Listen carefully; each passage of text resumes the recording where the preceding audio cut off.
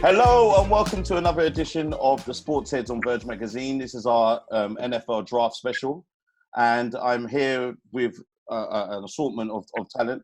Obviously, Sam Morgan, right-hand man, is always here. How are you doing, sir? Always good. Always a pleasure. And I'm joined here with the X and Nose gentlemen. How are you guys? What's going on? Me good, man. I'm good. I'm good. And then we've got our newbies. Obviously, Daniel's not a newbie. Daniel's been with us for a little while now. So how are you, sir? I'm still a newbie, anyways. To be fair, I'm new to the game. So. You're still new. All right. And then we got our new Miami correspondent, Chris Braithwaite. How are you, sir? How you guys doing? We're here. So how are you? Going, getting on with quarantine. Obviously, it's different in the States, it seems like, because you guys be on speedboats and stuff. But in the UK, how are you? How's everyone getting on with the quarantine? Have you all been obeying the rules, all of you? Yeah, man, definitely. But I think it's a different game when you got kids, man. Like, because you got to try and keep them entertained and like. They want to do this, do that, but they can't do it. Bro, it's long. But it is what it is, man. So does it feel, if it's been, what are we on, 3 weeks now? So it must feel like... I think it's long. Is it a month? I've lost count now. I've lost count. How are you coping, Sam? I'm all right, mate. I'm all right. I'm trying to stay clear of the Trump edition of drinking bleach and God knows what else. That's right. That's why I just mixed in here. Just put a little cleaning detergent in here. Oh my God! I've heard it all now. Please, man. guys, please do not follow anything that man says, please. Yeah. Honestly, that's his president in the corner there. How are you? How's it over there? How's it over there, Mr. Braithwaite? Oh, it's convenient. He's my president now. When he says those things, right? Trust me, we keep the Lysol and the cleaning things for cleaning and usage. That's not. I know we make jokes, but we got to be serious about some of the stuff that he says. I know we joke, but there's people that actually take heed, and there's people that have to call in and shut it down. So some people really listen to this guy. So besides those, the rest of us. The rest of us are quarantined here, just keeping it quiet, just trying to keep our heads above water. We are able to go out and enjoy some of the sunshine and run and run around. It's not really shut down as much as it should be, but we're maintaining. Everything is closed, so you have no choice but to stay inside. So just what's the actual rules there? Because ours is literally, you can only go out for 1 hour. For exercise, or you can go out for shopping. So what's the rules there? I don't know if all of these guys here are following it. I hope they are. But I mean, it's weird. It's contradicting. I know a lot of people are like, I could go visit, like if I wanted to visit my mom. It's a lot of self-control. Like they did shut down the stores, and they do have a curfew that stops you at 10 o'clock, but you can still go out and walk your dog. You can run as long as you stay 6 feet apart. Of course, the governor in Florida open up some of the beaches. Our mayor in Miami said no mas to that. We're not going to do that. So there's conflicting messages across the country. We can kind of all understand why that is. Mm-hmm. Like leadership starts from the top. And so there's conflicting messages all across the country. So I would say the mood is a bit confused.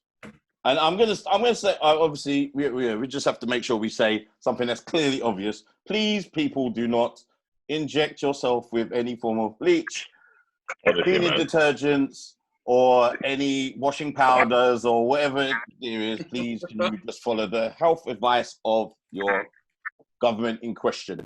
So now I've got that out of the way. Guys, it's the first ever, a virtual draft. Virtual draft, whatever it was. How do you guys, Sam? How do you think it went? I thought it was quite good actually.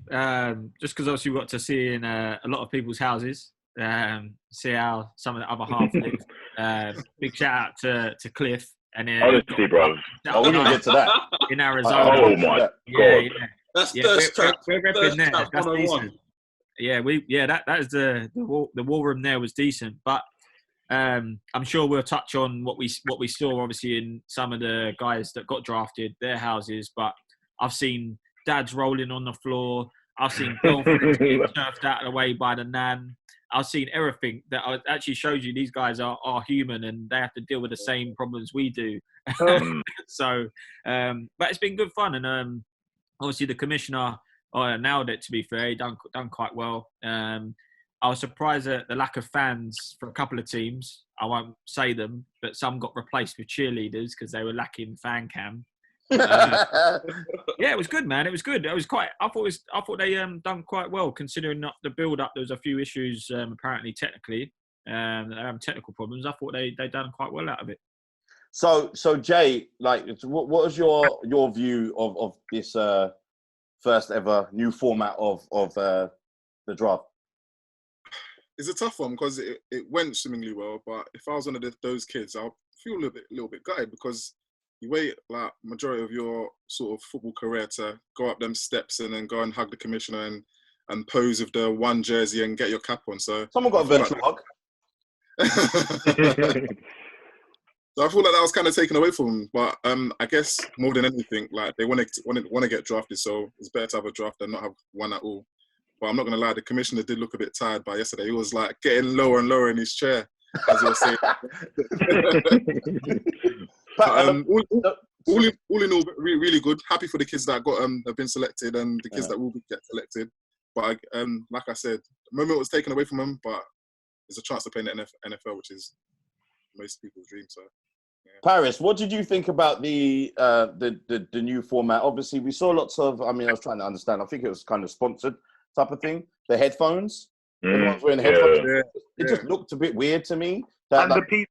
Well, don't forget Pizza Hut.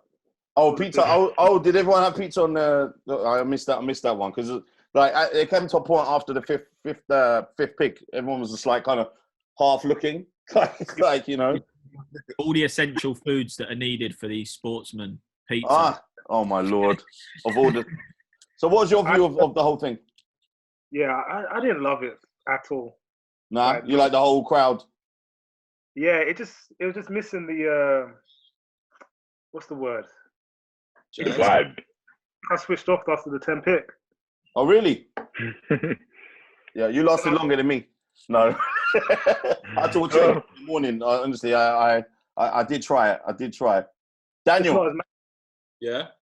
So did you? What did you think about like the whole? Did you think Roger Goodell like kind of tried to recapture the whole thing, like the whole room, a little bit, because you boo him and all that stuff? Yeah, because you saw the whole virtual boo, and I felt like he tried to a little bit. I felt like there was a drag between announcing who got selected and then actually seeing the player's reaction. Like you were waiting like 2-3 minutes. It's like, okay, does this player know that he's been picked? And then you see the reaction. So I think that in itself was maybe a bit of a tricky thing. But you know, given the circumstances, I think it went off without a hitch. I thought it went really well. And it was good to see, I guess. Yeah, I mean, that's what we'll probably talk about it later in the show. But see these Lamb's girl taking his phone. I didn't see that. We didn't see live, so you know. Oh man, I didn't see that, man. She's gone. She's gone. Just while we'll take a quick peek, just while we're moving on to the next thing, right? So obviously there's lastly, like Chris, what was the view over there of the draft? Obviously, it's in your country. Did everyone enjoy it? What was the vibe from over the pond? I think over here we just understand that what's going on in the country, so we kind of all fall back. I don't think the expectations of it was down. We obviously laughed about it. This is coming back from a lot of people talking about the draft. They didn't talk about the aesthetics or how it looked or the reaction of it.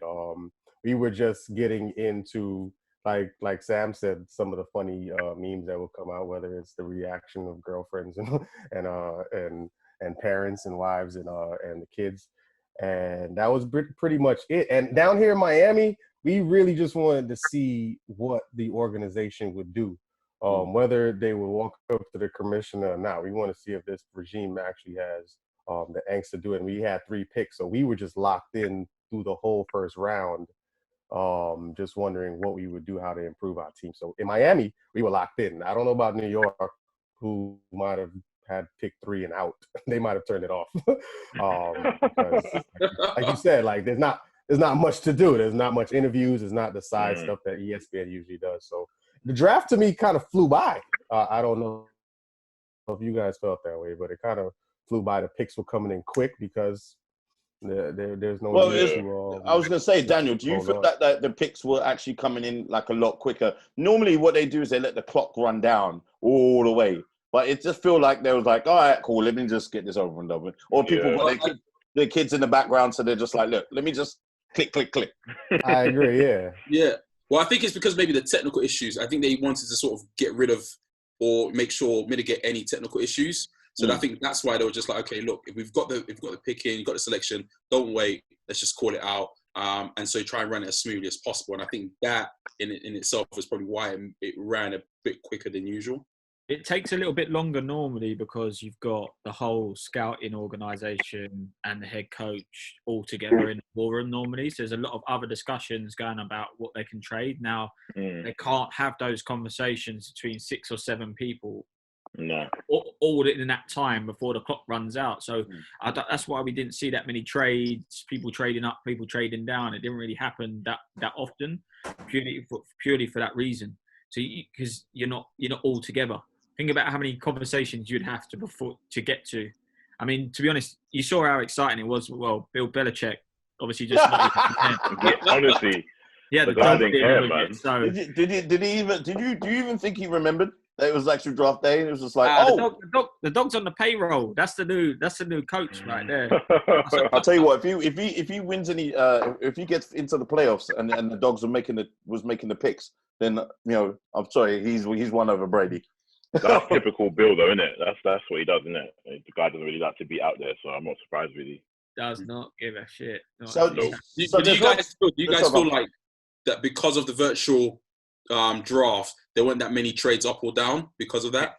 Yeah, to Sam's point, I was thinking that a lot of these guys came in probably final with their decision, probably final with their pick, just gun ho. There were a couple trades here and there, but not really important. Miami, the Green Bay trade, which was weird. They traded up for a pick that they could have gotten at their selection. It was very odd because nobody was picking a quarterback between those picks that they traded up for. So that was a bit odd on why Green Bay did that. But other than that, I think everybody kind of came in gun ho on who they were going to pick in the first round. All right, so what we'll do is we're going to go through the actual draft. Obviously, there's lots of news that's happened. First of all, just so we'll make sure we're current, like, George and Sam, like, go through the latest things that's just happened since people have been obviously switching off in between the draft. So we got Marquise Goodwin, who was at the 49ers, 29 years old. To be fair, he hadn't really played a lot for a while. You got the guys like Kendrick Bourne. You had Sanders, who's obviously moved away now. And other guys who were there who kind of like took all the limelight. So I'm not really surprised. So he's been traded to the Eagles. Wow. Did you not know? You didn't know? No, I just found that out. That's crazy. Yeah, I don't think it's a great pick, and I don't really see him doing that well there, to be honest. What was he traded for, sir? He was traded for, they flipped 6th-round picks. Yeah. I don't really, in my opinion, I don't really rate him. He's a quick guy, he's a track sprint, he's an Olympian, he's a sprinter, but I feel like there isn't much left I don't feel like there's that much left in the tank. So although he's gone to the Eagles. What was the pick that they got? They flipped 6th-round picks with the Eagles. But yeah, I don't really rate it that much because I don't really rate Goodwin that much. He's only got one thing. It's just a go, and that's.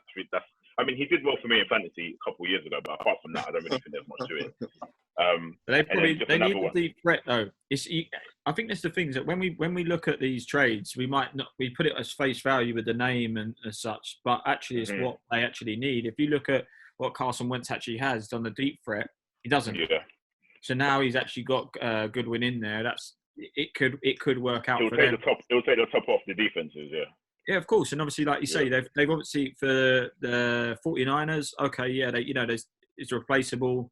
they flipped the picks. They're probably obviously higher up in that round now. Obviously, they lost. As coming on to obviously the next piece was obviously the fact that they've now lost their 5th round pick for obviously getting Williams across from Redskins. Obviously now Williams, so it probably works out quite well for them. I think all round it's probably been a good day for them. But 49ers are going to be on a bit of a revenge path, no? Honestly. So do you and Sam, there's a the Dolphins have acquired someone new. I don't know about that. So break that to me. We'll break that one to you. So the Dolphins have acquired running back Matt Breida. You know what? I think that's sick. Okay. No, man. I think that's a sick pick for a 5th round pick. So a 5th round pick, that's right. Breida, when he was in the 49ers system, so obviously everyone knows how good their run game is. Breida, Tevin Coleman, you got Juszczyk playing fullback. You got Mostert, who's come out of nowhere almost. I think he's like 6th or 7th NFL team. But I think Breida still got it, man. He kind of got phased out a little bit, and that's why in my mind I was thinking to myself, yeah, he's not going to be there. Same thing that happened with Sanders, kind of, who's now gone to the Saints actually. But for the Dolphins, who are actually rebuilding, who are doing, I think, quite a good job. They got Tua, who they obviously, I don't think they're going to play right off the bat because one, they want him to be as healthy as possible. Devontae Parker's obviously looking good after being dormant for God knows how many years. And now you got Breida, who he can catch passes at the backfield. He's a solid runner. I like it. I love it personally. I think it's a sick trade. But Paris, you don't seem to think the same. I'm not a big fan of Matt Breida at all. Why? Perpetually hurt and one-dimensional. And I think Fournette should have been a bigger target for them. Honestly, They did. They tried to get Fournette. They tried to get Todd Gurley, and none of them fell.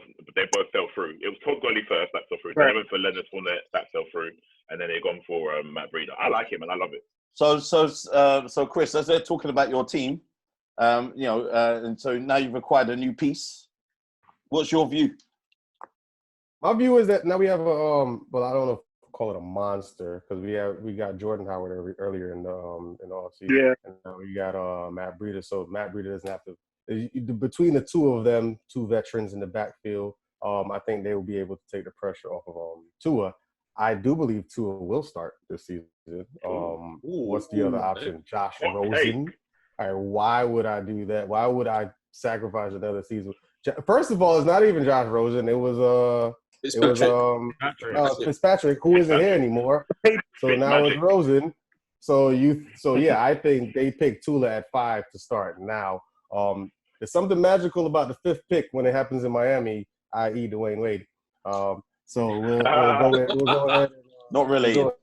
Definitely not related. We'll see. Tua's one of those guys. I know he was injured, but he's one of those dudes that has his head on. I watched him in Alabama, and definitely a smart pick. If he stays healthy, of course, but I think he starts. Why wouldn't you redshirt him just for the sake of it? There's no rush. You're not winning you're not trying to get to the playoffs this year. You're not trying to win a Super Bowl. Redshirt him. But you also have to remember, Miami is not going to base their offense, their organization around one player. They can protect him while building that defense, as you see they've been doing in the offseason. Yeah. So that defense is going to be stronger as they trade. Josh Rosen? Really? No, yeah, I don't rate him. They haven't gotten another quarterback yet in the system to say, okay, who should have been there already. Well, you think is so Fitzpatrick is serviceable for at least the first half of the season. The reason why I say I don't think they'll start him is because you need to remember, with the whole coronavirus, you can't actually train now. So preseason is going to look different. He's not really going to know the system. He's not really going to know the offense. Even on the team still? I don't even think he's on the team. He's still there. He's still there. Fitzmagic is still there. Fitzmagic is still 1 more year.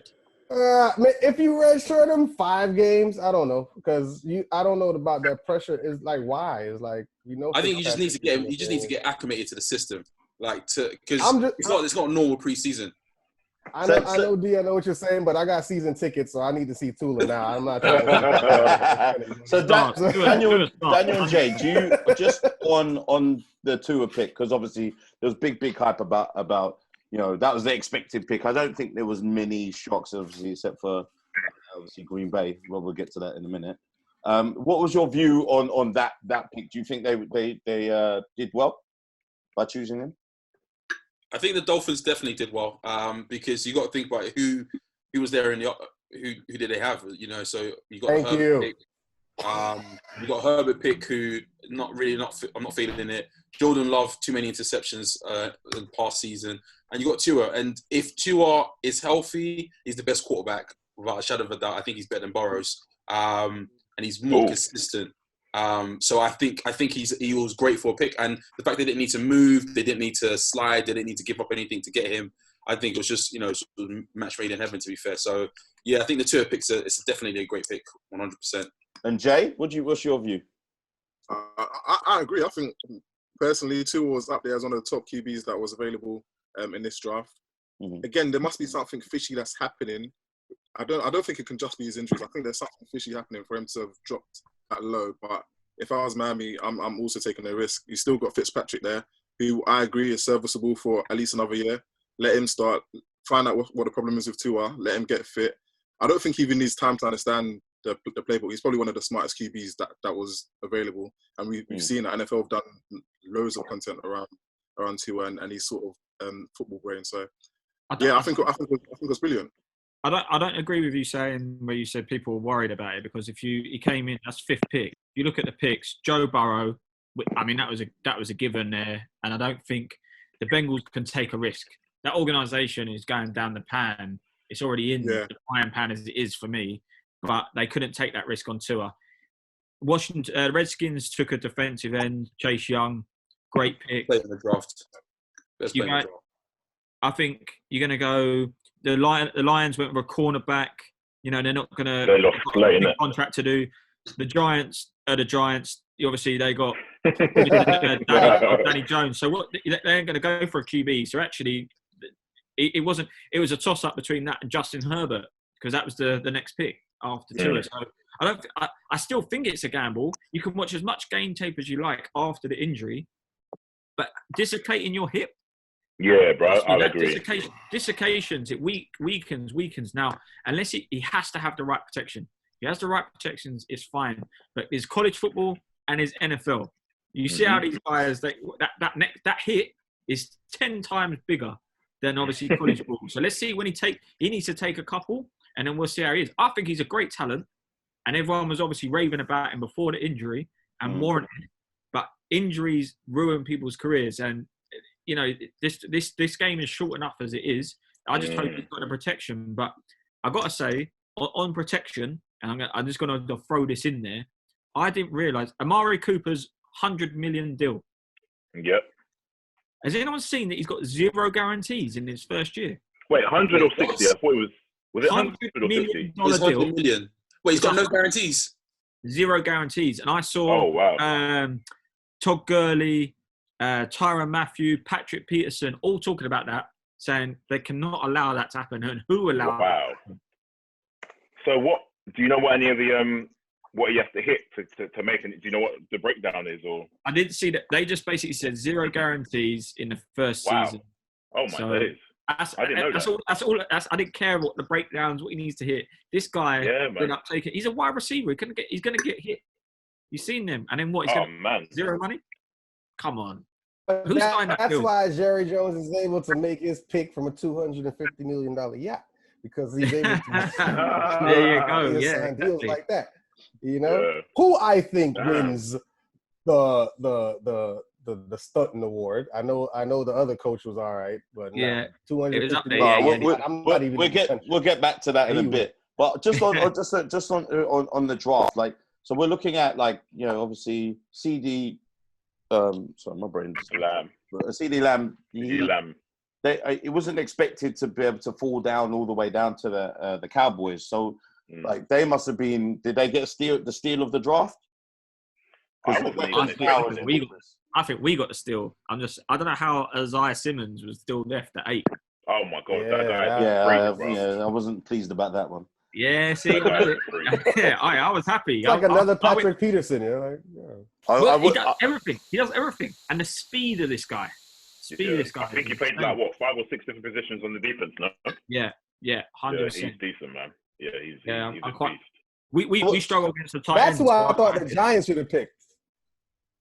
Yeah, but the Giants are idiots. Giants are, yeah. Moving on. So what? So on CD Lamb. So what do you guys feel that he's actually got the capabilities of making it? You know, straight away. Is he plug in and play, or is he gonna have to like kind of bide his time? Paris, I want to hear what you got to say about this guy. Yeah, it was kind of like he's the number one receiver in the draft. They already signed Amari. They have Michael Gallup, who I love. They're in a run-first offense, which is why I thought wide receiver was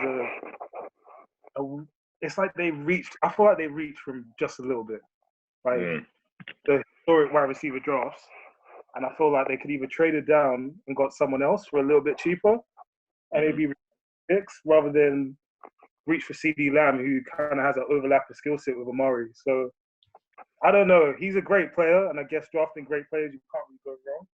But that was different to the pick, to be honest. It didn't blow me away. I always think back to Paris's point, I always think in the business sense of it, in terms of like, do you think he's there to put pressure on the no guarantees Amari Cooper, who signed $100 million, and that $100 million deal is really not a $100 million deal. It's kind of like now we put the pressure on you with this young kid, and in a season or two, we can either cut you or trade you. You know what I'm saying? And get rid of that. That's how I always look at football with Game these of new guys chess. coming in. And I don't think so. Just because like Amari, he might have zero incentives, but still guaranteed.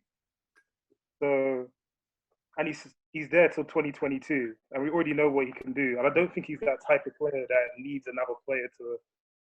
Yeah, I know what you mean. So I just feel like it was a luxury pick, to be honest. That doesn't have much needs anywhere else, apart from maybe. I agree with you, Paris, because I felt they needed a tackle personally. Right. They need a center. They've lost their all-pro center. I felt like they should have gone for the line personally. So I was going to go on to the another controversial pick. Obviously, the Packers were supposed to be able to pick, ideally, someone to help Aaron Rodgers out. I'm wearing this jersey. Help Devontae Adams as well, man. Yeah, well, I'm wearing this jersey because at the end of the day, Aaron Rodgers is like this, to me, once in a lifetime type of quarterbacks. I think that he was one game away from the Super Bowl. Like this guy, like obviously, it went completely wrong on that particular game, but for him to kind of get them there, with not too much talent around him, I just think that it would have been nice for him to be able to get a tight end, wide receiver, or offensive, a line, to be able to help him out. So, what was I'll start off with Sam. Actually, I'll start off with you first of all. Like, what was your view on them actually just jumping over? Just basically picking Jordan Love, like putting Aaron Rodgers on the clock. I think it's just the injuries that have started to creep in with Aaron Rodgers now. Yeah. What was the backup plan when he got injured? Everyone's looking around. We joked about this on one of our episodes in the season when we tried to ask someone who is the backup QB for Green Bay Packers, and everyone, the silence. I saw a bit of tumbleweed go across the screen. No one knew. So really, I don't see it being a bad pick. And actually, looking at what they've done now, they've put another running back in and they've picked up a tight end further in the draft. So I don't think it's a bad move. I think people have kind of over-exaggerated this a little bit. And Aaron Rodgers is not early 20s. What? What have you? I don't understand. You got to remember. This guy started to pick up injuries. This is a backup. So as soon as he went, everyone was like, Packers are done. You can't have that as an organization. You can't have this as just one person as a backup. Like we just talked about the Dolphins having Tua, Fitzmagic, and Josh Rosen. Yeah. Oh God, that name, bro. It is, but I'm saying they've got backup. There's backup there, and if things don't go right, it happens. Like you can only be an elite for so long. Okay, Drew Brees got injured. They had backup to continue. Bridgewater came in and he kept the ball rolling. As soon as Aaron Rodgers got injured, soon as Aaron Rodgers got injured, Green Bay had to rely on the run game massively. And you come up against anyone half decent, that run game can be shut down. But do you feel that it would have been wise for them to, in that case, pick someone for the offensive line to be able to give him a bit more protection? You know, I mean, obviously he wanted a wide receiver, he wanted a tight end, so it would have been happy with that. You know, the guy's only got so many years left, but like Tom Brady, who's I don't feel as good as Aaron Rodgers. Obviously, I know he's got the rings and that, but obviously that's down to Belichick as well. I just think that it would have made sense for them to capitalize in this moment now with the fact that he got the relationship. Let's put it this way: the relationship was to me rocky at the start, obviously because they we just started to work together, him and his head coach.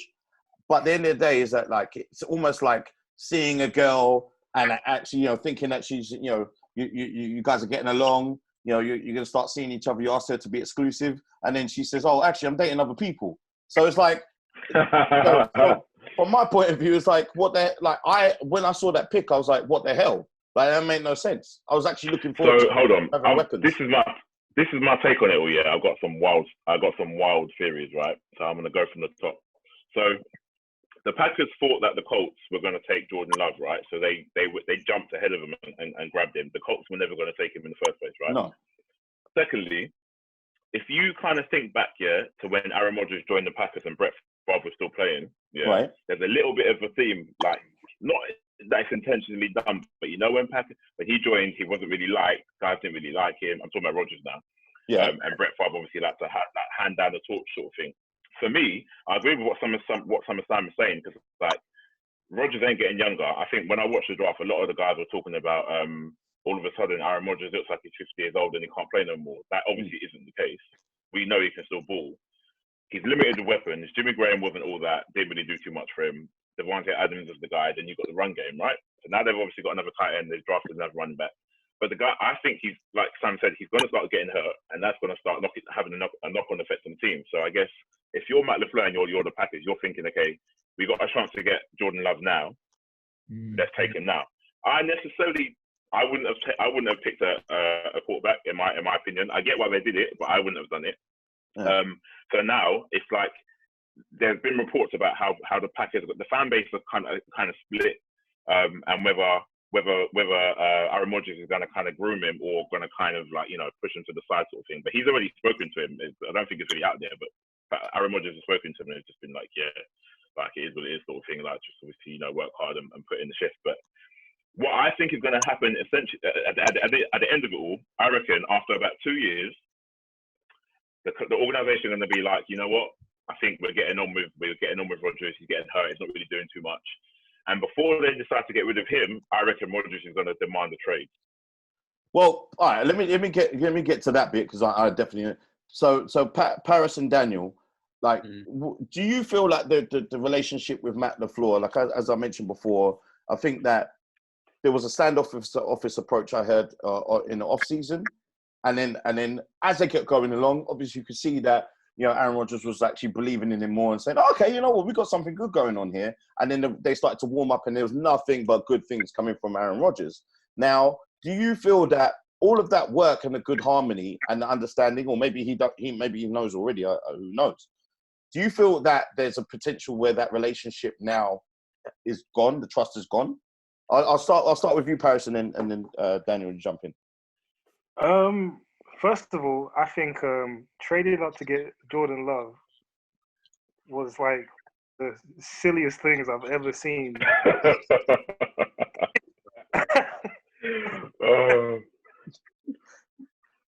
Why is that? Why would you say that? When you take a player in the first round, you need either immediate impact or you need like a generational talent. Like you're trying to hit a home run. And it made sense when they went and grabbed Aaron Rodgers from Cal. Even though they had Brett, who was still balling. Well, remember they didn't actually just to be clear. They didn't. Yeah, they didn't go and grab him. These guys, he felt him. These guys now they traded up to get this guy. To get Jordan, yeah. All right, fair enough. So my issue with that is that it's saying a lot about Jordan Love's supposed talent that no one's since 2018. Right.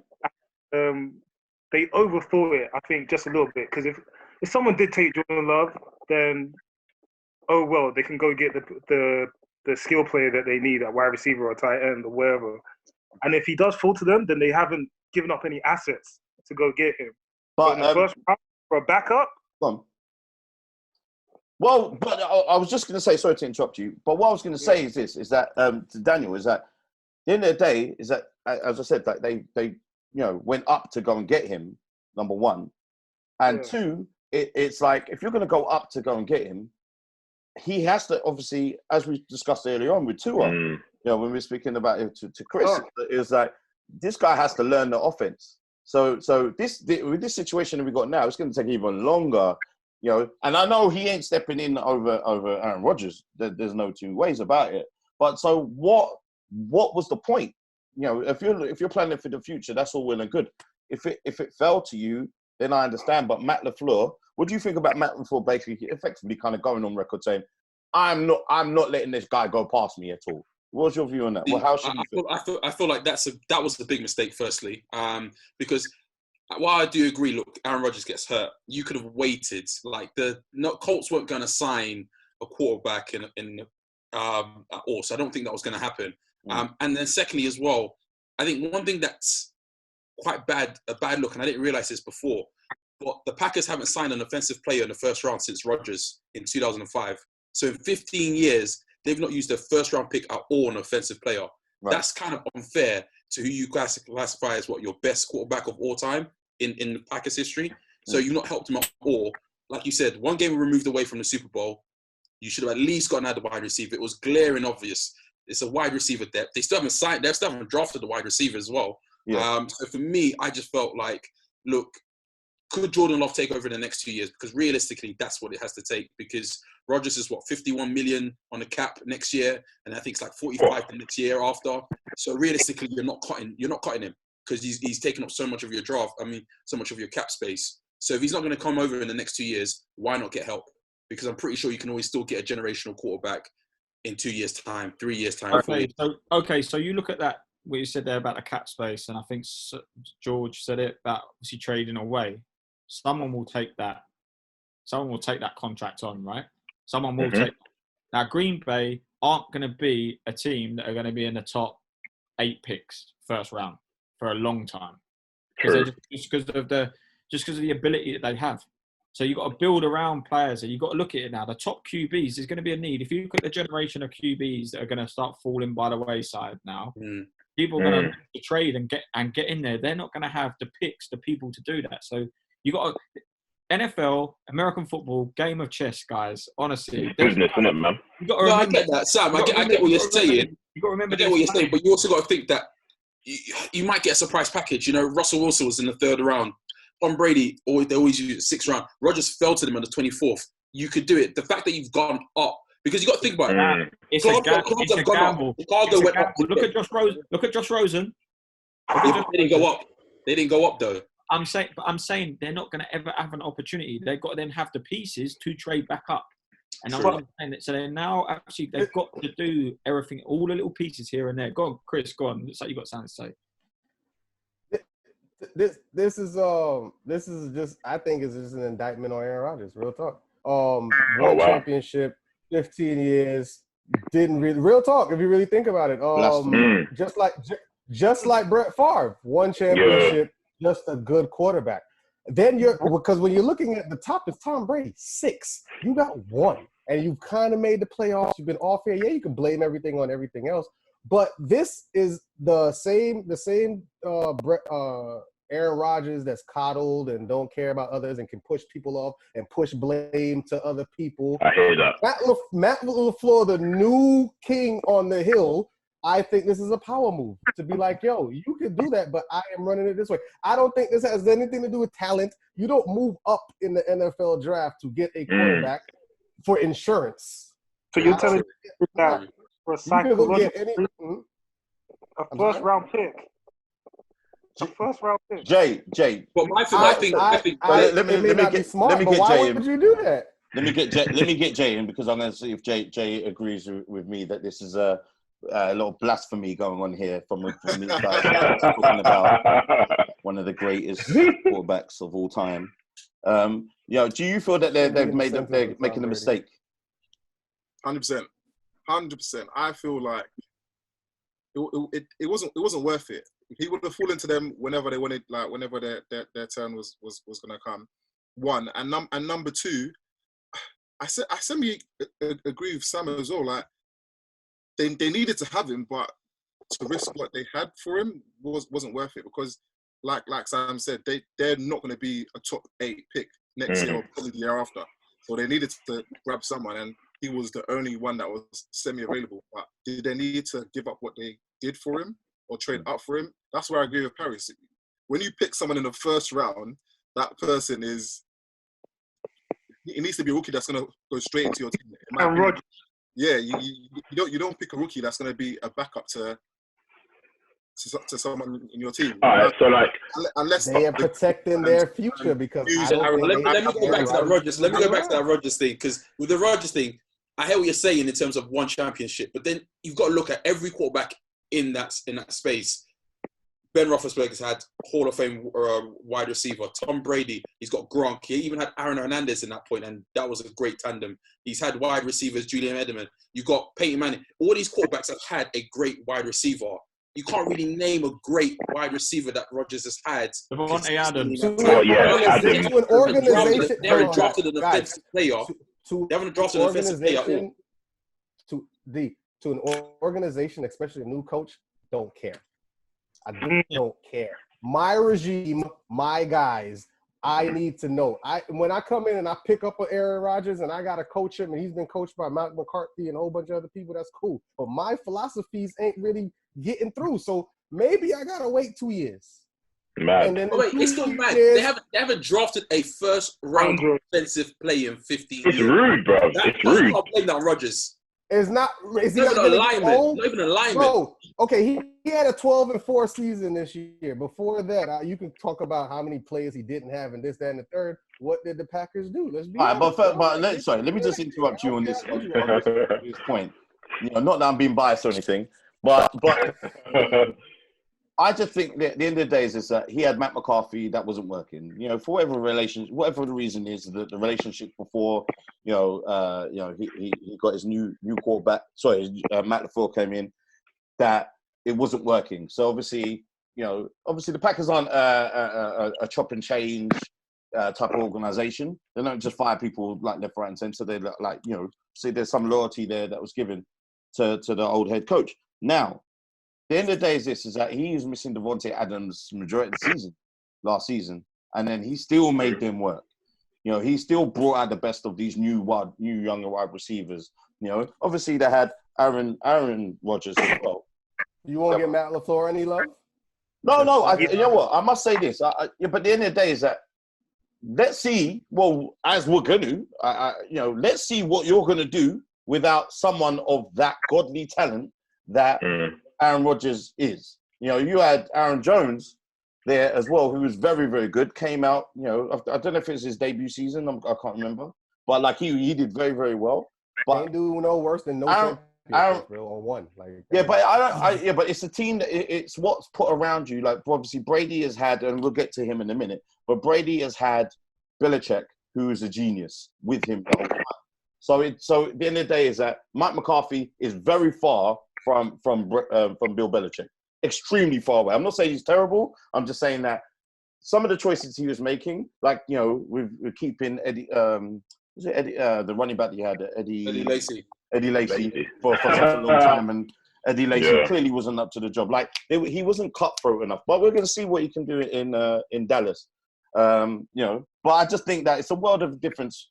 You can't. Some people are not blessed to be able to have a genius head coach with him. Like Brady and Belichick is a dream team. Can't really compare anyone else to them. I think that at the end of the day is that we're going to see what the relationship is. Maybe I'm hoping Aaron Rodgers kind of knew about it beforehand, and we can there's not going to be too much drama. Or that he may ask for a trade and the Giants come in for him, and then I'll be very happy with that. That ain't happening, boy. On the last note of the Packers, I think the Packers have overestimated the influence and ability of Aaron Rodgers. Because when you're looking back at it now, think about that. You say over it or underestimated? Overestimated just how valuable. No, underestimated. Sorry, how valuable. Right. First of all, how dare you? He is too there, because you got to think about. You mentioned Eddie Lacy was not like you got to think about it. Even in that, like I said, in that time that Rodgers has been drafted, Brady's had Moss as well, so a Hall of Famer, a wide receiver. All these, like, you got Brown with Roethlisberger. You've now got Michael Thomas with Drew Brees. All these QBs have had a Hall of Fame wide receiver. Rodgers hasn't. So, Devontae Adams, just to be fair. On, man. Yeah, Devontae Adams is not. You're sleeping on Devontae Adams. Yeah, but he had him for half the season. That's the only thing I'll say. He's not built a Hall of Fame resume so far. Like, he's not. Yeah, I'm not saying he's not great, but he's not had at least 2 seasons where it's like, okay, yeah, that's he's not back. Man, y'all make that excuse. Y'all make that excuse about Tom Brady. He ain't had nobody either. So Yeah, y'all keep making that excuse. That's true. Tom Brady's had the farm. nobody, The bro. greatest tight end of all time. You can't Gronk in argument one of the best tight ends, if not the best. No, okay. He's had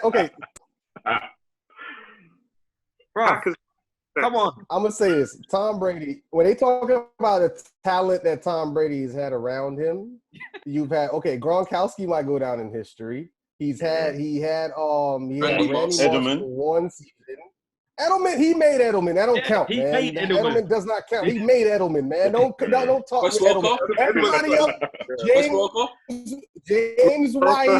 James White, everybody else he made. Maybe Gronkowski, but he was drafted into the system. So that's another thing. Wes Welker, he made too, because he wasn't anything in Miami. Come on, guys. He made these guys, man. He did okay at Denver. Wes Welker wasn't no all-star. Turn your camera off. Wes Welker, that's after, though. That's after. No, he made him, bro.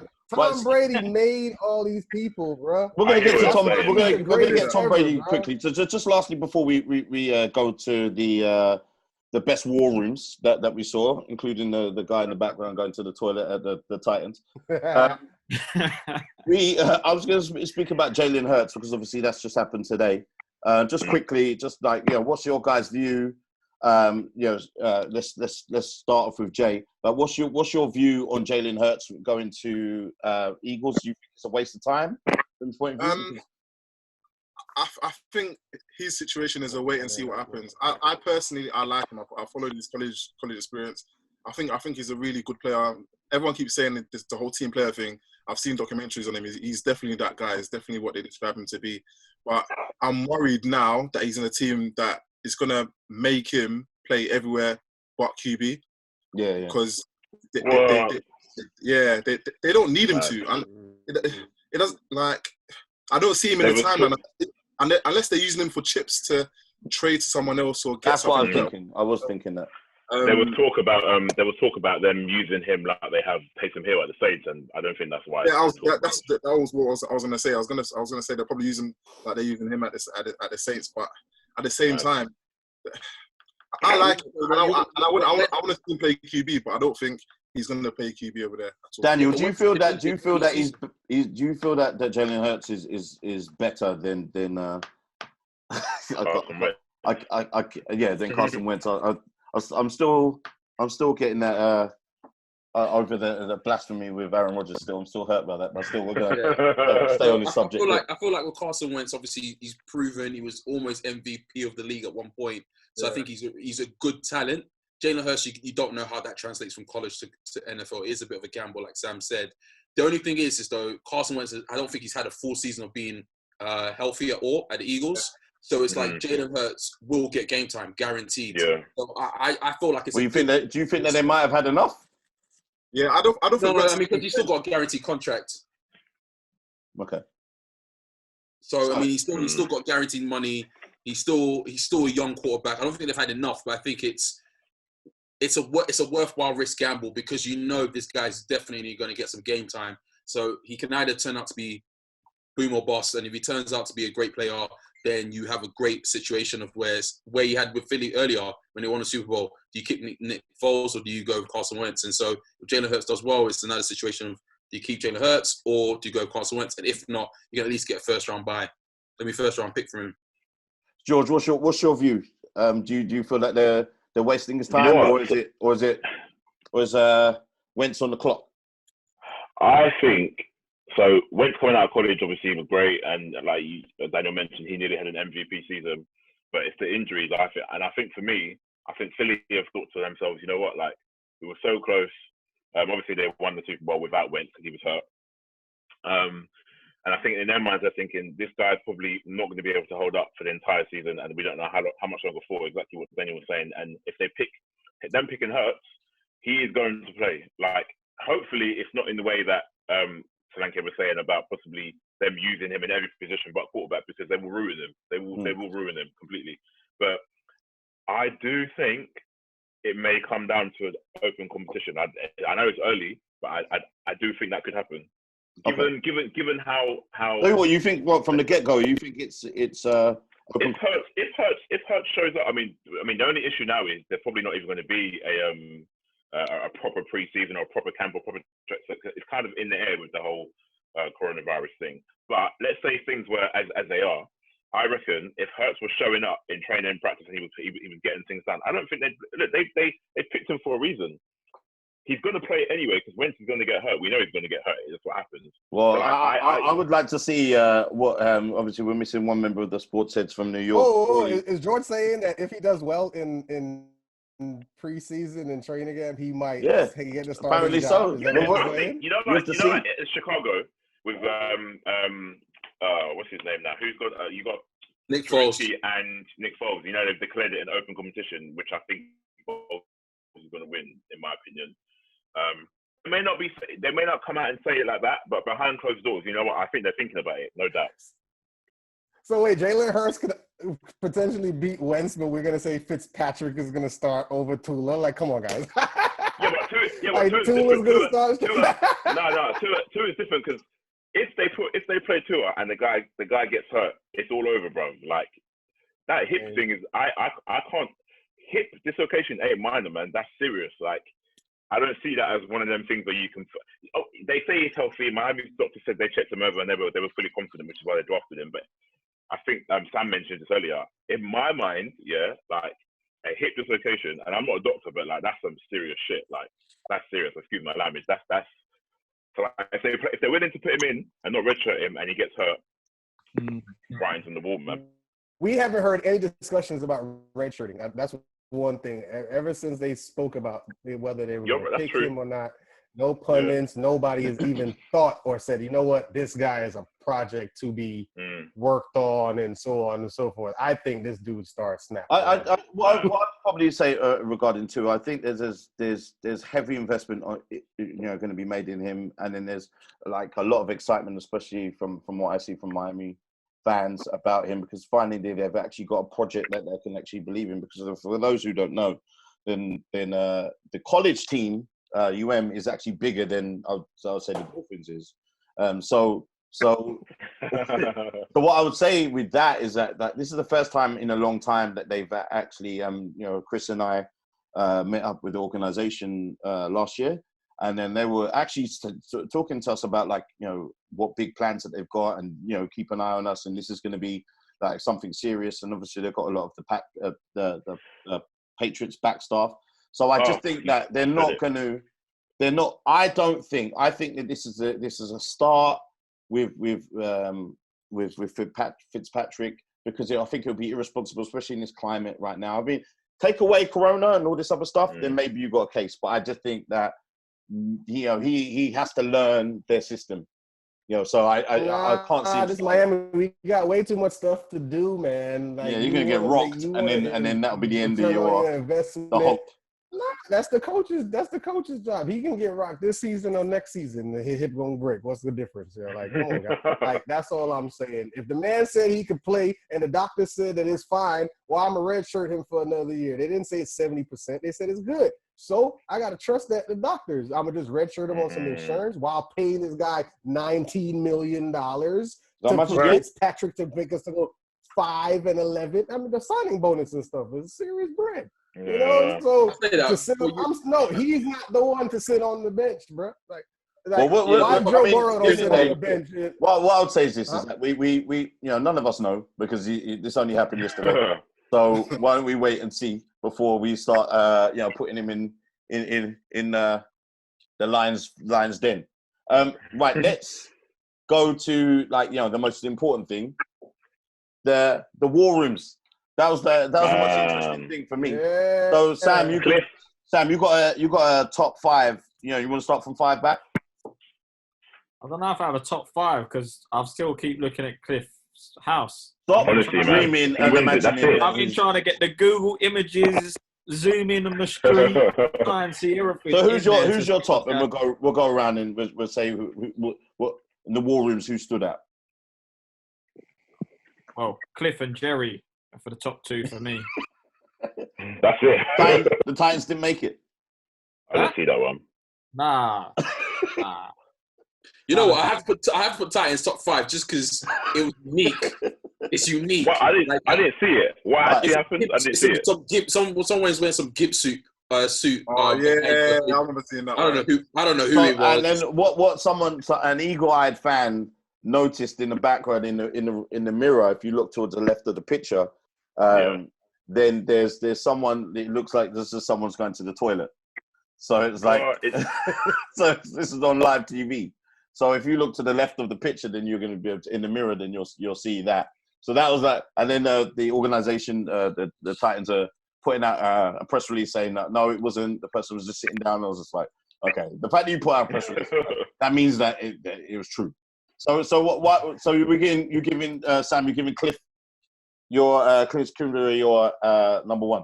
He takes number 1, but actually more than Jerry.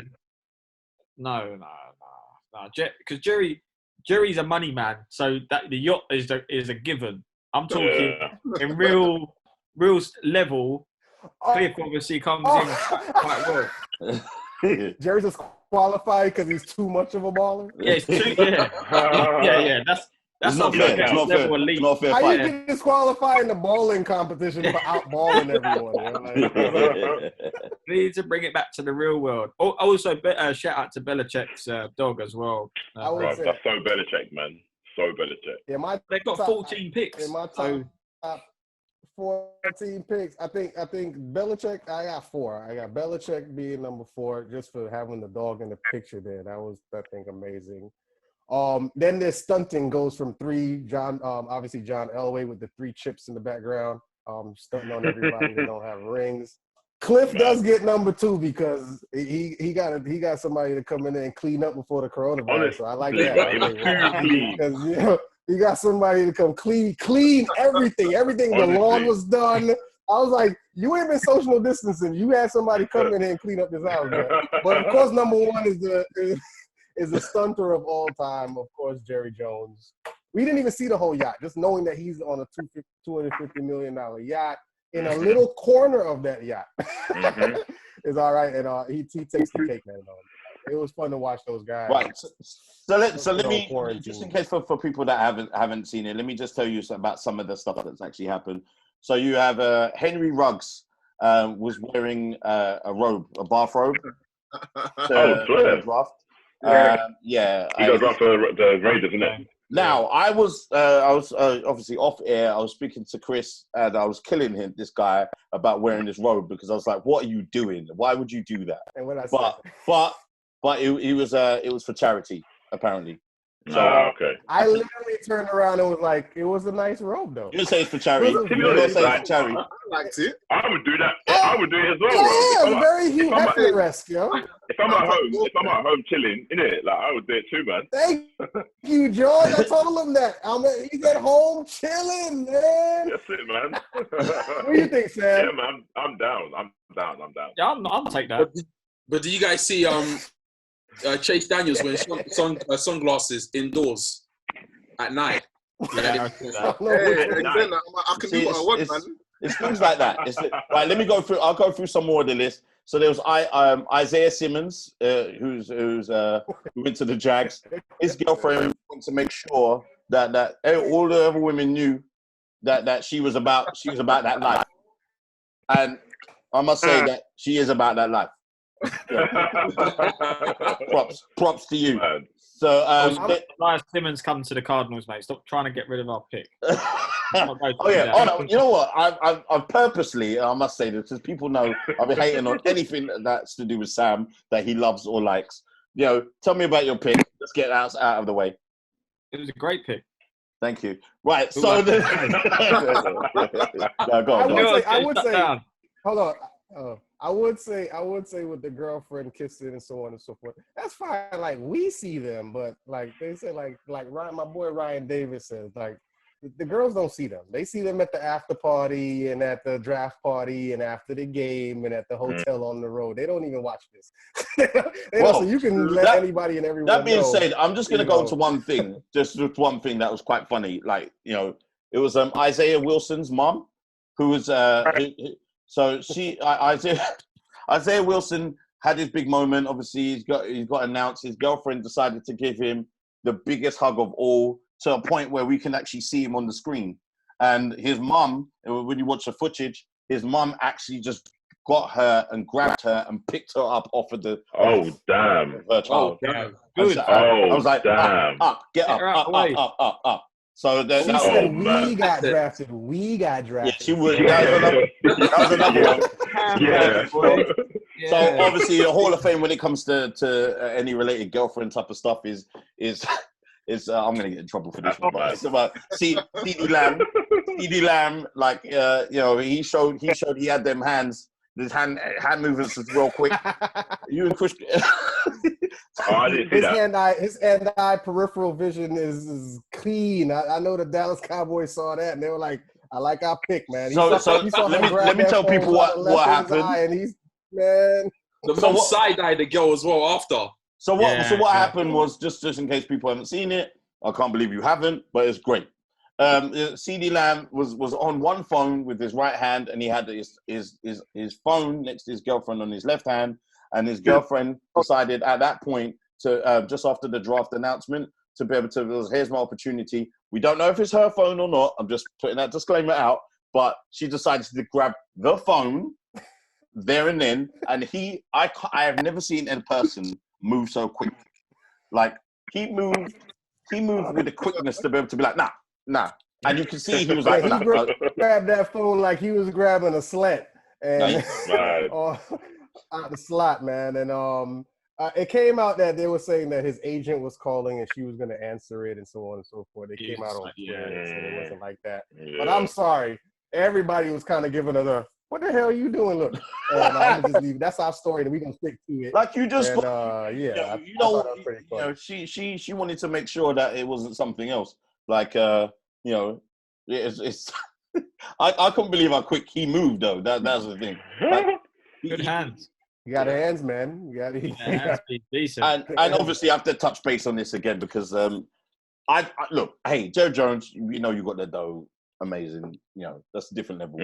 But the presentation award had to go to Cliff Kingsbury because my God, that looks honestly, man. Honestly, like. But do you notice something? Did any of you notice? You know when obviously the cameras are fixated in these people's homes, so and they're always rolling, right? So the guys and the managers and the GMs, they know they're being watched. When it came to Cliff, the guy was like chilling like he was in a cinema, and then he realized once the lag had caught up, the guy sat up from his seat. I don't know if anyone caught it. Like, yeah, I saw that. Because this, like, he didn't want anyone to think he was like chilling and not taking it seriously. Man. Like, he's chilled. He had his foot on the table, everything. He was like, "This house has been paid off in one go." Yeah, and then people started to put in like articles about the house. And then there's if you look it up, then you can actually see around the house because obviously he's only just bought it, so you can see the actual views around the house. Cliff, I'm one of those guys, by the way. I think it looks like your background, Sam. It looks a bit like your background. This is my yacht. I'm on my yacht now. Yeah. I try and catch up with Jerry. Sam took the virtual off, and this is his actual house right now. Yeah. The one thing I didn't get with Cliff Kingsbury is he's in Arizona. He's in the desert. Why has he got a fireplace going? I didn't get that. That's great, isn't it? Hey. The look. No, yeah, that's the look. Just let it be known that you need to have that. Man. His temperature gets to about 75. Yeah. Like honestly, that was so. Those moments I particularly really enjoyed, and obviously that I think that would sometimes these guys aren't able to make it to the actual draft anyway. So I think there'd be more people who want that screen time, who would actually be with their families and so forth. I mean, there was a lot of coaches just putting their kids in there for no reason at all. That was I saw different. that. Some kids look bored as hell. Yeah, it was like the one kid was just standing there like, it's like, oh, like you hostage? Like I don't know if you guys can obviously catch up on the Cardinals Twitter page, but they are now putting together Lego packs of Cliff's. you have to tap your screen. Yeah, no, it's all right. Cliff's pad is now a Lego version made by the Cardinals. No way. Yeah, so feel free to check that out. This guy. I'm sorry. That was one of the smoothest things I've ever seen in my life.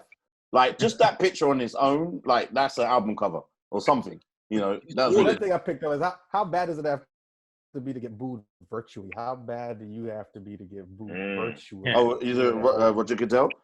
Yeah. No, I think that he. I don't understand. You think it's just because? No, but that's a tradition because he encouraged it. He was encouraging the booze. Yeah. I think that's just like a traditional thing at the draft.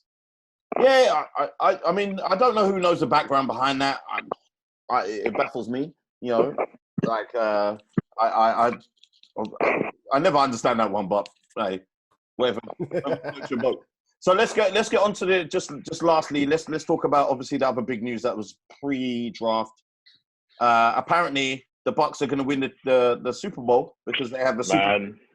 So let's start off with George because George is ready to go. Look, I don't want to be that guy. Obviously, Brady's amazing. The guy's got all the rings and all that and that. Yeah. What was that? No. I'm just saying the Brady fans over there in red. So like, okay, the guy's now playing in Tampa, and apparently he said he told guys that wherever he went, Gronk would follow, and it obviously was true, right? Now Gronk's playing. Was immediately traded to the Tampa Bay for what, a 7th, I think it was, or something like that, or no, 4th or 7th, I can't remember, one of them. Obviously Brady's what? Is he 42 now? Yeah, is he 42? I think. 42. Yeah, 42. Right. Yeah. I don't want to be that guy. In fact, I'm going to be that guy. I get the hype because he's got the rings, but I don't think people should be expecting the same kind of production. The only thing I will say is they have weapons in Gronk and Chris, in Mike Evans, and 12 has now become 14 because they've exchanged numbers with what's his name? I forgot. Godwin. So they got a good run game. They drafted another running back as well, I think, if I'm not incorrect. Someone check that for me. But Brady is still Brady. He's 42. He ain't getting no younger. Like, his body's going to eventually break down at some point. I know he's playing in Florida, and everyone's like, oh, my God, Gronk is here. Like, yeah. Defense is okay. I don't know if you're going to get the production that people are expecting. He's got someone to throw the ball deep to now, so maybe, but I'm not that hyped about it, personally. I just see like an older guy. He's got the rings. He goes down in history. He's got the legacy. Well, to me, it's just like, it's just another picking it. Like, it's Brady, but is it really? It's not the Brady of the years ago, is it? Like, he ain't getting no younger. That's just my take anyway. Like, I'm not taking nothing away from the guy. I'm just saying. Daniel, you seem like you're ready to go. No, I don't. I think it's a tricky one because, like I said, the whole preseason thing is going to affect people who aren't familiar in a new system. So that whole getting, accustomed to a new system, to a new way, because Brady's been doing something for 20 years. When you do something for 20 years and to go to something new, it's going to be very tricky. New surroundings, new people, new settings. Tampa Bay, and you got to think about the division he's in. Like the Patriots division before, was, excuse my language, was dog shit. Whereas now you've got Breeze. There goes on monetization. Yeah, sorry. Now you've got Breeze. You've got the Falcons who are still decent, depending on what comes up, and then you've got the Panthers who could be a wild card. So, and even then, the NFC is just a tougher division in general.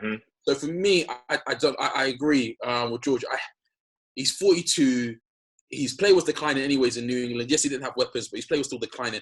I just haven't seen a 42-year-old perform to that peak that they're expecting. I just don't know. It's a tricky situation. I don't think he's going to get them to the Super Bowl. I don't think he's going to get them. No, I don't. Yeah. Nor do I. Sam, what are you saying? Tom Brady didn't move anyway, so he ain't got to rely on his legs. It's all about the protection. They've gone and they've taken 3 players that protected him in the Patriots. They've brought them in. They've added from the draft, added protection. They've got the defense they've upgraded so he can actually stay off the pitch a little bit longer, like just to fucking get them actually going again. He's got more weapons. He's got 3 tight ends that he could go to. Oh, crap, yeah. He's going to share the ball so much. Suddenly, George has changed his mind. No. I just forgot. I forgot there's Cameron Brate and OJ Howard. And the man has an assortment of... It's not going to stay that way, by the way. One of them is out, and it's going to be OJ Howard, in my opinion. Yeah, he's got 1 year left. Either way, I feel like I still think Brady is going to deliver. Plus, the other thing you got to forgetting what's on the field, off the field. Bruce Arians is a very, very good coach, and he's from that same era as Belichick, the same mind as well. He's a clever coach, and you got to remember, look what he got out of Jameis Winston. Considering the guy would have thrown, if people hadn't dropped passes, it's saying like 51 picks he would have had if they hadn't dropped the ball. So what they got out of him, and imagine that without the interceptions as well, Yeah, so you bring in Brady now is a little bit closer. Obviously, you're going to have Gronk. Gronk's going to be able to run certain routes or routes, shall we say, for him that are obviously going to sort of beef them up a little bit. I'm not saying they're going to get into a Super Bowl. I'm not saying that. But I don't think you're going to see... no one's going to be after this season calling Tom Brady a failure for going to the Bucs, in my opinion. No, I agree. I think he's too good to be a failure, but I just don't... I'm a mixed bag. I have a strong feeling they can go 9-7 or 10-6. Let's go over to the Tom Brady fan club in the States. So what say you, First sir? of all, He's got his Bucks gear on. I got my Bucks. This is red, not brown. This is not brown. First of all, the reason you say I'm a Tom Brady fan is because people keep calling Aaron Rodgers' name and Drew Brees' name in the same breath as Aaron Rodgers, and I'm like, no, I think there's Tom Brady and then everybody else, So that's just to get that out. 6 rings to 1 and 1 and all of that. Come on, guys. How dare you? So that's that. So get that out the way. And I'm not a fan because I'm a Dolphin fan. I've been getting killed by him for the last many years. You've been witnessing what I've been witnessing what he's doing. So I think as he moves as obviously he's 42 and he moves to Tampa Bay and with the assortment of talent, I think he becomes one of 53, kind of like Peyton Manning. I think he becomes game manager now. I think he goes into game management mode. I think because he's legacy and he has all of these entitlements, but he doesn't need to lead the team. They're gonna rely on the running game and these tight ends and stuff like that. So Tom Brady don't have to throw the ball 40 times for them to win. And I do think that they might make a decent playoff run. I don't know about the Super Bowl. I won't give him that. But I do think he's going to change the culture down there. He's bringing in his other tight end. Culture is very important in the NFL. And so when he comes down there and he changes the culture, these players will play harder. They will, because they're like, he got 6 rings. We trying to get – it gets real now in Tampa Bay. And I don't think he's going to have the load on his shoulders like he did in New England, game in and game out, even at 42.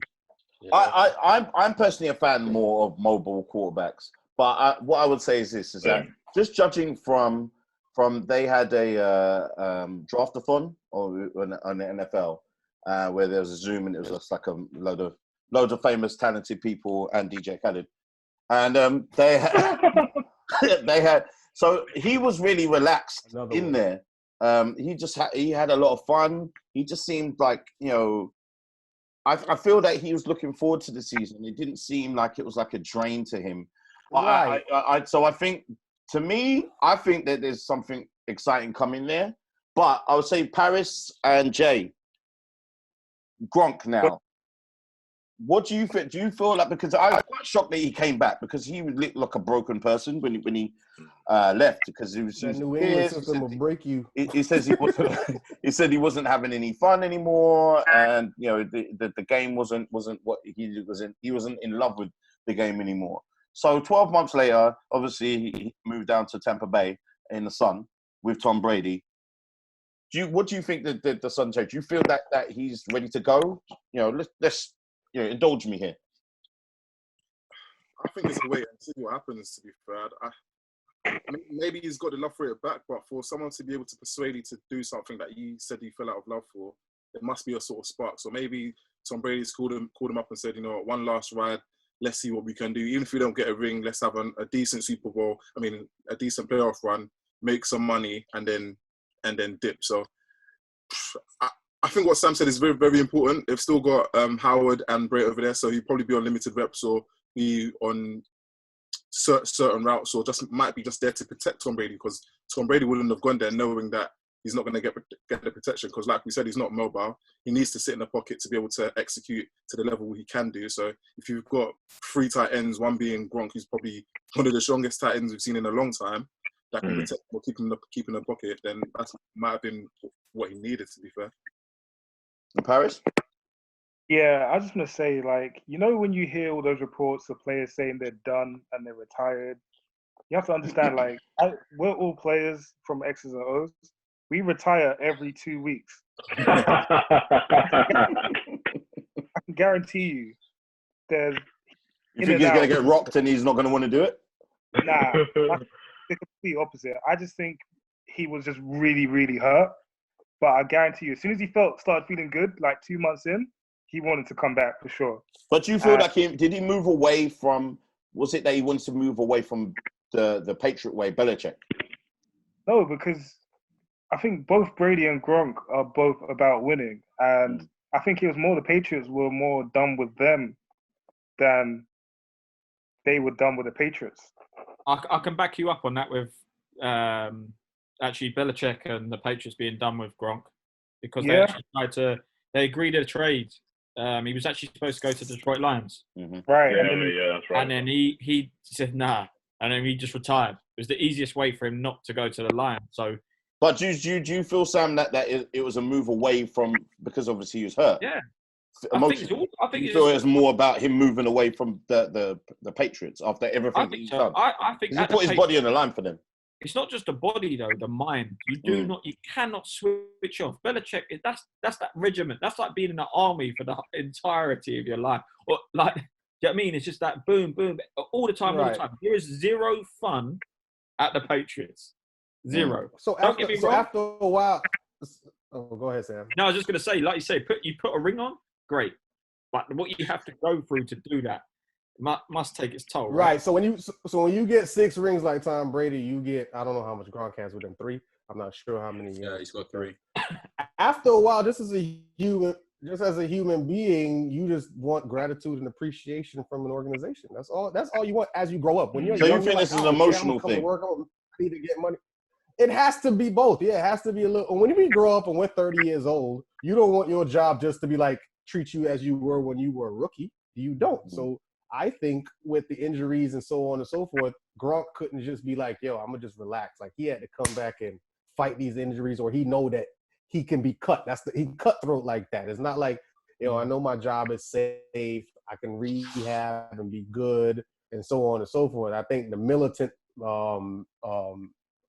energy that is in the Patriots organization makes you want to have to come back, because it has that, I could be cut tomorrow kind of mentality, even for the stars.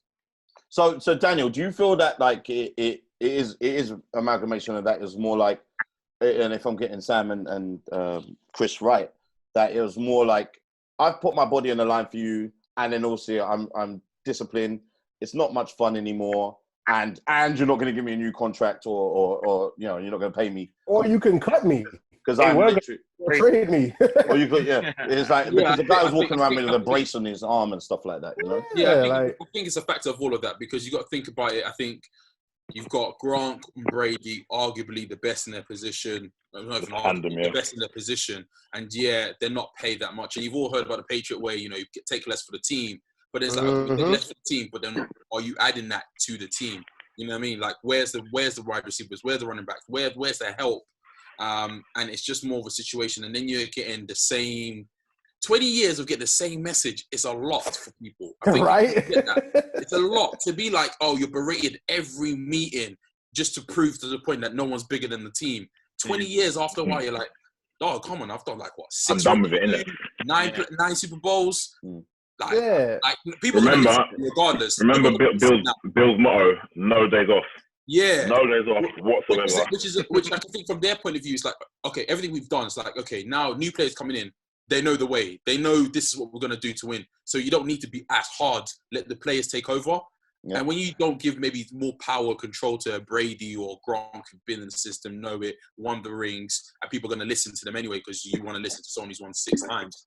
It's just like, okay, well, I'm kind of done with this. And then also the contract as well. Yeah, it's like I said, it's just a list of so many. You know what? Yeah. I remember there was a bit of talk before you wrap up. There was a bit of talk about these two being in a battle or trying to outlast each other. I don't know if anyone heard about it. It was like Bill's up there, Brady's up there. Who's gonna give him first sort of thing? I don't know if that's got anything to do with it, but like I do remember hearing about that. And now I'm thinking Brady is saying he never wanted to leave. He wanted to come back, but the Pats were never going to pay him what he wanted, so he obviously went elsewhere. So.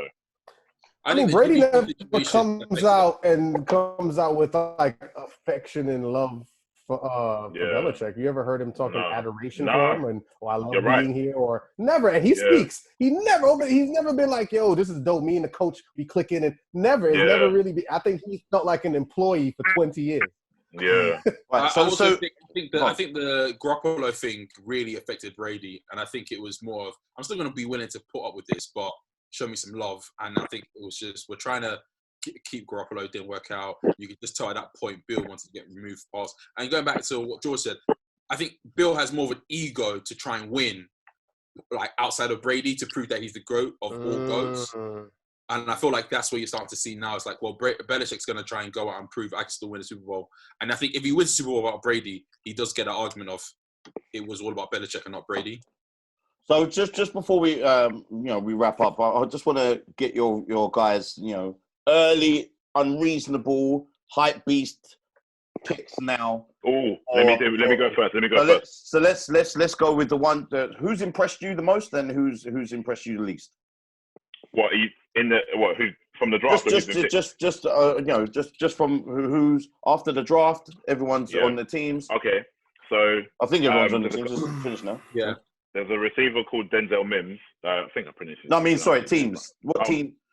Oh, sorry. Yeah. Oh, okay. I'm biased, but I'm going to say Colts, and only because a bit of a bias, obviously. Boy, you bugging. You bugging. Listen. Ballard is a smart guy, innit? Like he don't force picks. He don't go to reach guys that he don't think are going to do well. We're in a bit of a sticky. We were in a bit of a sticky situation given we lost Andrew Luck just like that, and I respect the decision because if you want to go, you want to go, innit? We were looking decent, innit? Then he left. We had Jacoby Brissett who got the job done for a bit. He's not.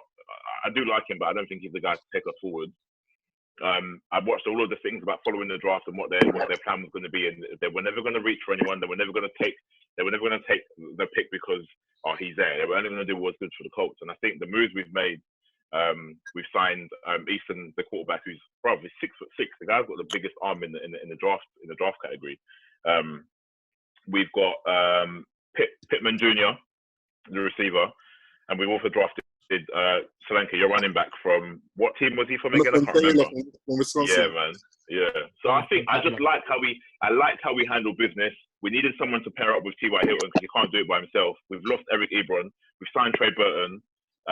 We've also got a fullback now, Roosevelt from the Steelers, who was a pro bowler. So I think the way we're shaping up quite nicely. We've got Justin Houston on the defense. We've got DeForest Buckner on the defense. I think we're a dark horse and people are sleeping on us, to be honest. So I like. And who's who's your least? Least. Yeah, but now you give your complete homer pick there. Might as well just put on a jersey and just hung it on the chair. Oh Lord! Right, so who's the least? Who's your least? FIU's finest. FIU's finest, baby. Do you know what? I don't know. I haven't really. Come back to me on that one. I got my one for worse. I know what Sam's going to go for. I know. I know my worst. I'll let the hater Sam go first. Go on. What, the Giants? No. So let's go for your most. Let's go for your most. Oh, the most? Well, the Cardinals. You could not wait to get in. No, I can wait. I mean, as soon as you said it, I was like, I'm so excited. No, generally. The Cardinals now. 2 homer picks. Yeah, no. I think no. For us, you know why I'm impressed, and actually, for the first time, actually looking at it, we've addressed the needs we actually had. Yeah. First pick, we've got someone on defense that can obviously play multiple positions, and we need it. We had the worst defense in the league. This guy is now going to help us. We did all right. We got rid of our second round pick. So effectively, our second round pick is Hopkins, because that's what we got. Still, absolute still. And then you can't knock that. And then for what we've done, and I've even during the show, I've been obviously keeping up with what we've actually been getting up to all the way through to the 6th round picks here, and it's deep.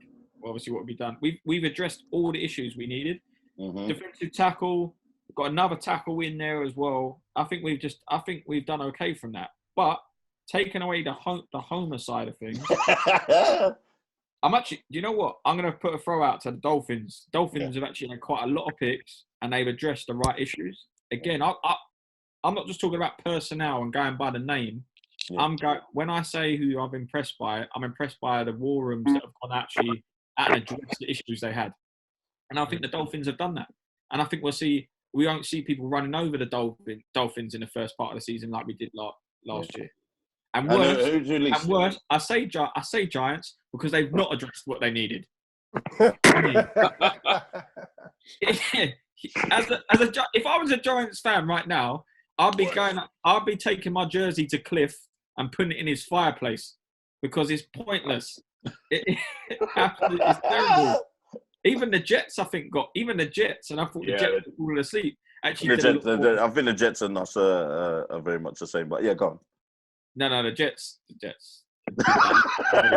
you lot flopped. But anyway, I'm going to take the Giants off the dance floor. Who's next? I feel like the Giants were at the worst.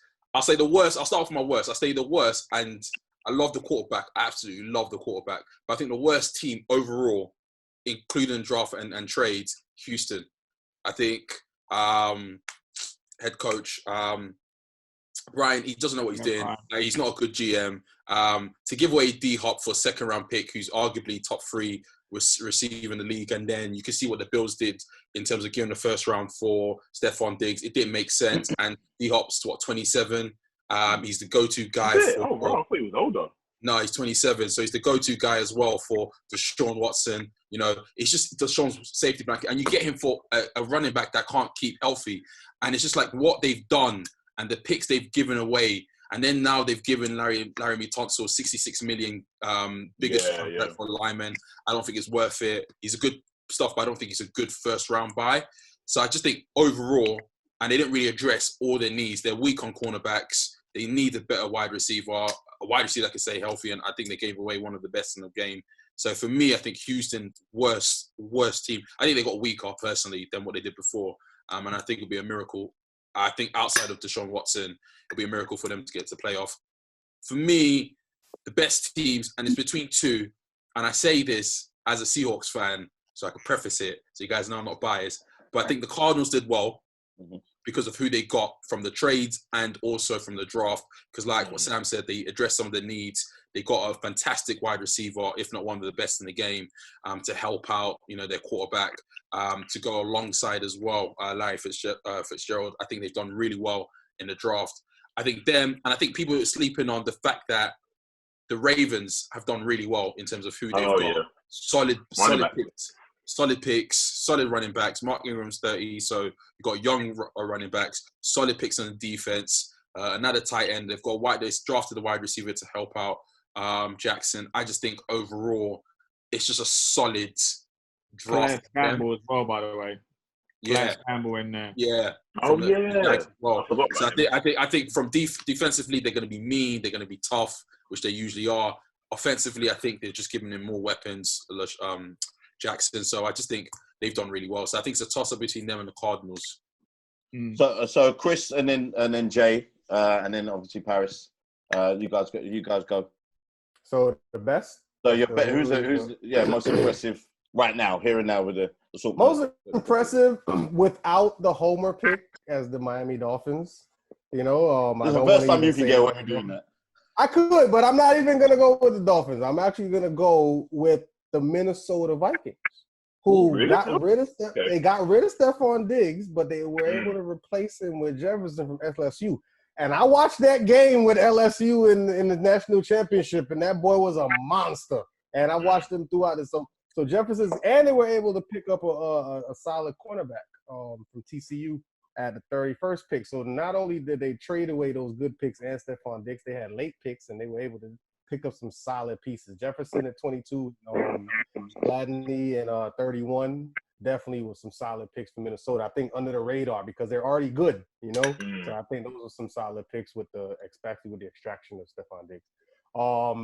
And the worst one, I'm not even gonna say the Giants. I'm used to that. Is actually the veteran squad of Green Bay. I just don't understand what they were doing there. A lot of question marks. They drafted up to get a quarterback that, you know what I mean? It's, to me, to now be a company with a sensitive quarterback that you have. So to me, it just drums up drama, but for absolutely no reason. So that was a bit of a weird pick. So that was my those two. And of course, the Dolphins did do well. That was my homer pick. And you know what they did. Jay? Paris? Jay. Me, I'm surprised no one said it, but the Cowboys. I think the Cowboys, despite all of the dramas this preseason or off-season, shall I say, they've done well to keep Dak Prescott. Zeke Elliott is still there, and in my opinion, probably one of the top 3 running backs in the league. They've got CeeDee Lamb to team up with Amari Cooper, who managed to also keep as well, and they've still got Gallup. I think offensively, they could be a powerhouse, man. Especially if they Did they draft a running back as well? I'm not sure if they've drafted a running back. I don't think so. I don't think they did it. Okay. I don't think they did. But if they can find the offensive line form that they had 2, maybe 3 seasons ago, that offense is undefeatable. And they've also signed Stephon Diggs' younger brother at corner as well. Yeah. I think they're being slept on. I think they could be a secret powerhouse. Worse, I think only because I read this yesterday, Bears drafted a tight end as their first pick, and that means they've got 11 tight ends on their. Cole Kemet from Notre Dame. Yeah, yeah. So to me, they don't know what they're doing there, or like I don't know. So Bears for me. They have 11 tight ends on the roster. And I'm not going to say Pats have been terrible this offseason, but I don't know what's happening over at New England, man. So, like, I'm not worried, but we've said this in the group before. Like, I feel like Pats might be trying to potentially throw a season knowing that there's some way. They're never getting Belichick does not throw seasons. And let's no days off, man. Mate, 14 picks. 13 of them you'll never know. But at the end of the season, you'll know it. Yeah. The dog's going to be the QB. Defense, especially on defense. Yeah, you don't mess around with it. You can't ever. These discussions, it's like when people talk about who's gonna win the Super Bowl. You can never not say the Patriots because of this reason. I think you can kind of. I don't think you can write them off, but I think you can kind of. They're in a rebuild at the moment. It looks like but we'll see at the start of the season. Paris, what have you got? I'm gonna have to say that I didn't like what the Las Vegas Raiders did this draft at all. So I'm gonna make. Wow. Really? Because of the road? I think the rug was a reach, but then they reached down in the 3rd and the 4th rounds. They went back to back on wide receivers again. Yeah, they did. Did they? They picked 2 wide receivers. They picked 3. The kid from Kentucky, the quarterback / wide receiver / running back. But you know why they did that? Sorry? I feel like they did that to match Kansas City's offense because you can't stop them. So the best thing to do is to match them offensively. Because if you look at it, Denver did the same thing by drafting on offense. Yeah. I feel like you address a need in the 1st round, and then you address it again, and then you address it again. It really does that pick. But I'm gonna go with Dolphins as the winners of the draft because just wow. It's just a wow. Wow. Like, okay, they got a guard, a center, a tackle, 2 running back. They were already good, and this, yeah. So I'm gonna go with. Difficult for me to say this. It's the Cowboys. What? It'll be Cowboys and the Dolphins. But I mean, the Cowboys, because obviously they had a strong offensive unit as it is, and then obviously they've added another threat with CD Lang. I also feel that with the Dolphins, as you guys say, they've made, like, he's improved the defense. The defense has been great. Obviously, he's a defensive orientated coach, but like he's added pieces that make sense all around. Right now, I'm gonna say the worst. I see Sam waiting. I'm gonna say I'm gonna say the Giants have impressed me the least. Not that they're the worst, but they've impressed me the least because obviously they are so far away from where they actually should be, but they've actually made correct decisions. Could be. You're in your place now. You're in the right place. You know what? See what he's talking now, because a little while ago there was an actual desert there. So like we obviously we've just got an offensive. We've got a left tackle. I just think it's a no frill signing. So I think people were expecting for us to be able to grab a bit more of a star-studded pick, but I think he's done what he actually should do, because if you keep on taking defensive picks, and then you're not looking after you're letting Daniel Jones not have an opportunity to throw the ball, and then Saquon not even an opportunity to run, then you're going to affect their offensive talent. So let's give these guys time to be able to get somewhere. So I think the reason why they're disappointed in the Giants is from like past stuff is because they're not in a position to even compete with the Redskins or the Cowboys right now. They're just not in a position to even I know what you're doing. And get Simmons, who I think that they should have gotten. They had to get an offensive lineman because they've been beat up on the offensive line for the last 5 years. I mean that and to address it now, we've been talking about that. The 8 ball. Yeah, no, sorry to interrupt you, but that's something that we've been complaining about for a long period of time.